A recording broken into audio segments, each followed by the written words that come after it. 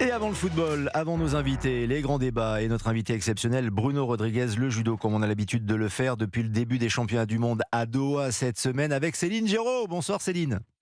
Bonsoir Lionel, bonsoir les samouraïs du samedi soir. Plaisir de vous Enfin, retrouver. du dimanche soir. Oui, du week-end en fait. On Du travaille tout le week-end, temps, quoi. vous le savez, c'est du 7-7, quasiment du 24 heures sur 24. La passion est là, la passion du sport et peut-être une petite déception tout de même pour une nouvelle médaille, c'est vrai, pour l'équipe de France de judo, mais une médaille d'argent dans la compétition par équipe. Vous allez nous rappeler le principe, Céline Géraud, mais surtout, la médaille d'or n'est pas passée loin. Mais on y était presque, franchement, mais ça c'est vraiment on y était presque. Et c'est rageant parce que c'est la 5e fois que la France est battue par le Japon en finale au championnat du monde. On le rappelle, on avait remporté les Jeux Olympiques et c'était la fessée des culottés pour les Japonais chez eux, battus au jeu. Mais là, au championnat du monde, à chaque fois, on y va et on n'y arrive pas. Alors, je vous la fais courte, c'est 6 contre 6. Il se trouve que là, il y avait match nul 3 partout. Donc la règle, c'est qu'on tire au sort un combat. Et là, bingo, on se dit youpi, c'est Margot Pino qui, on s'en souvient, avait donné justement le point de la victoire aux Jeux Olympiques à Tokyo. Et c'est elle qui est tirée au sort et elle avait remporté son match lors du premier tour. Donc on se dit, c'est bien parti.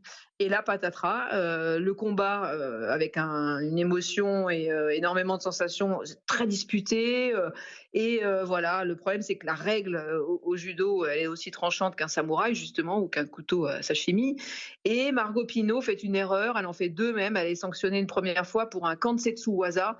Alors pour les spécialistes, ça vous parle. Pour ceux qui ne connaissent pas, qui connaissent pas suffisamment le judo, c'est une clé de bras à la volée. Et en fait, elle a voulu tenter une clé de bras en partant de debout et c'est considéré comme dangereux. Elle l'a fait 2 fois. La première fois, elle a pris un shido.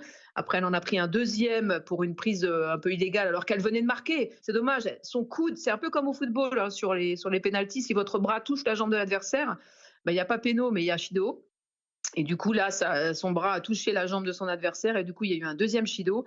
Et là, alors qu'elle tenait le truc et que la japonaise commençait un peu à baisser, en tout cas en termes de rythme, eh bien, elle a retenté sa planchette japonaise avec une tentative de clé de bras et là, elle a été sanctionnée. Et du coup, 3 shido égale disqualification. Et c'est le Japon qui, évidemment, exulte et décroche sa revanche quelque part par rapport au jeu, mais en tout cas, la France perd cette médaille. Et donc, médaille d'argent, ça fait quand même 8 médailles pour la France. Et c'est bien dommage. Alors on rappelle que notamment Clarissa Agbenienou ou Teddy Riner ne participaient pas à cette compétition. C'est peut-être pour ça qu'on s'étonne que l'on n'ait pas eu suffisamment de points marqués. Mais dans le combat de Margot Pino, en effet, pour les néophytes, on a eu le sentiment qu'elle avait gagné puisqu'elle a retourné son adversaire japonaise, la championne du monde, et les 2 épaules ont touché. Mais vous avez expliqué très bien, évidemment, Céline Géraud, c'est un peu votre métier, votre deuxième nature, qui avait un point technique qu'on ne maîtrise pas et malheureusement, voilà, fausse émotion, quoi. Ouais, fausse émotion, et c'est terrible et révoltant pour nous, même spectateurs passionnés de judo. Mais en tout cas, voilà, c'est la règle. Et pour le coup, ça veut dire que la tartine est tombée du côté des judokas japonais ce coup-là. Mais peut-être qu'à Paris, on aura notre revanche. En tout cas, ce qu'il faut savoir, c'est que le Japon a très mal vécu. Et le Japon a assez mal vécu ces championnats du monde parce qu'ils sont en tête au niveau du classement des médailles, mais ils n'ont pas autant de médailles d'or qu'espéré. Et je peux vous dire que cette défaite par équipe à Tokyo aux Jeux Olympiques est très mal passée et qu'ils se préparent comme des dingues.